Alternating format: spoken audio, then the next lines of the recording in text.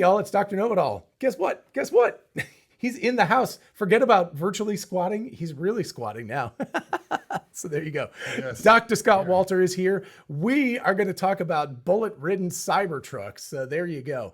This is absolutely insane. I don't know. What do you want to say about this, Scott? Apparently there's 69 bullet holes. Oh, probably. Yeah. And it wasn't just any old gun. It had to be a Tommy gun. Exactly. So yeah, so let's start with this. The Cybertruck can handle a Tommy gun bullets, and these, none of them actually penetrated. And if we go over to here, this is an actual, like, this is not a wrap, folks, not like a fake gun wrap. This is for real, because you can see the way the specular highlights change on the bullet holes or dents as it drives by. But yeah.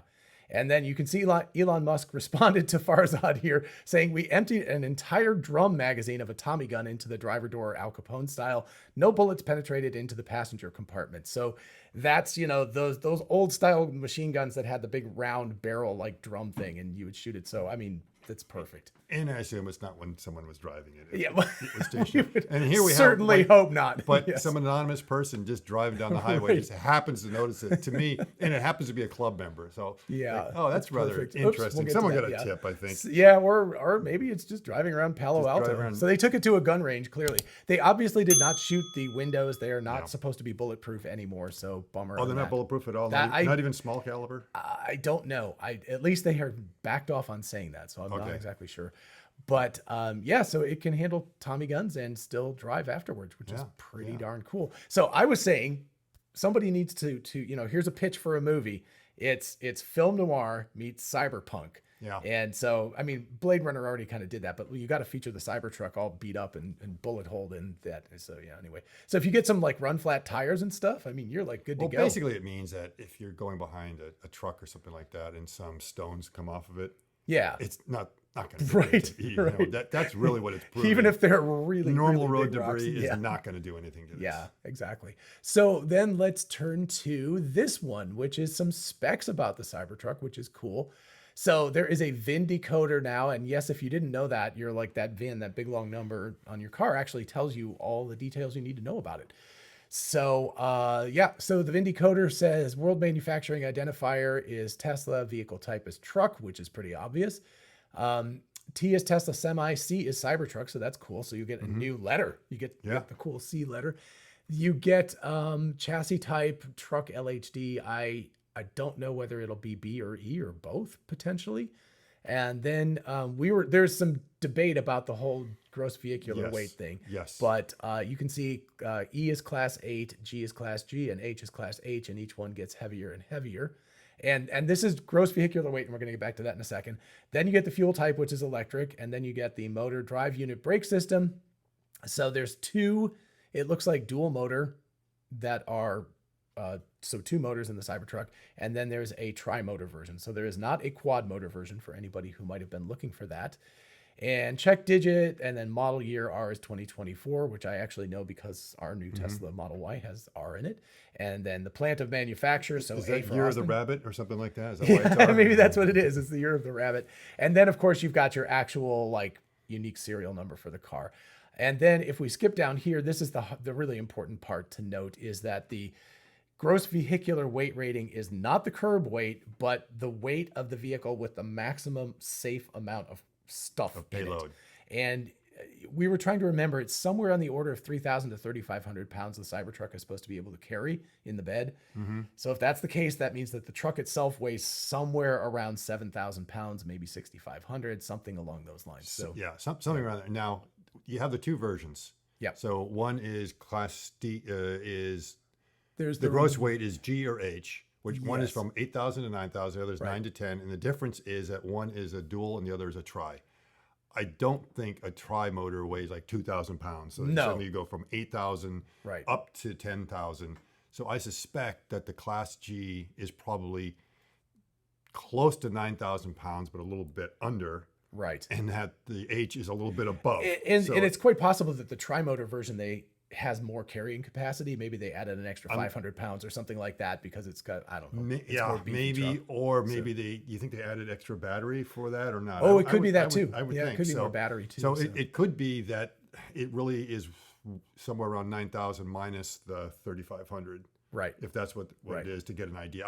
I wouldn't use like 10,000 to be the top. I would say, Yeah, oh, it's maybe yeah. 9,500, 9,200. Right. Something happened that it just went over the 9,000 Right. mark to put it into E. So that might make the actual weight of the truck more like on the order of 6,000 pounds. Right, ish, right. something Now, like that.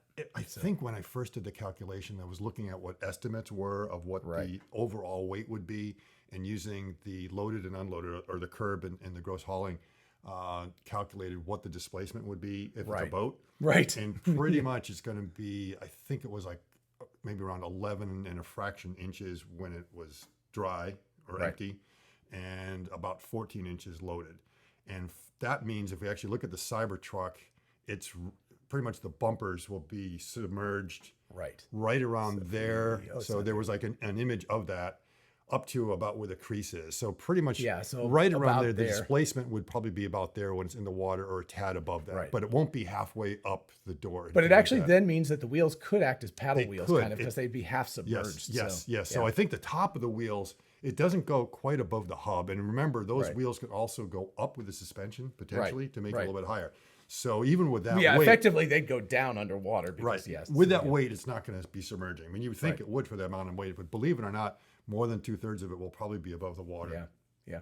So it has to have a certain amount under the water, or else it's not even stable. So Yeah, it needs yeah, to be yeah. something. Well- This is really interesting. There's a couple of bullet holes right where the crease of the door is, Mm-hmm. and it looks like it survived that very well too. So that's an important thing to note. Yeah. And over here. So what was a Tommy Gun magazine anyways? You have to look it up somewhere. Yeah, we'll have to. They had I quite don't a know bit what of it is number of exactly. bullets. Maybe it was 100 or something, and they ended Yeah. up taking 31 out. I know. I was like, you could count if you wanted to go in like 1, 2, 3, 4, 5, 6, 7. But anyway, it pretty impressive that a Tommy gun is not the most accurate gun in the world. So the fact that they were able to shoot it without hitting the windows was an impressive feat in its own right. A real quick thing here, I noticed that this Digit 8B looks like it's the semi truck because it looks Right. like it has air brakes. So there's only 2 models of Cybertruck. So yeah, one there's- dual motor, there is no B, one there tri-motor. is no E for the weight, because that's for the semi. Yeah. No. The E is a tri. No, if you look up a digit 6, digit 6. Oh, digit 6. Yeah, I'm talking about digit 8. Yep, Yeah, but yep. digit 8, you can see there's the dual rear drive axle. That's air for brakes. semi, Yeah, right? Yeah, And then the digit E, digit 6 is E Right. for the semi. right. Yeah, you're not going to have a Cybertruck that's 33,000 Oh, pounds. yeah. Yeah, No way. exactly.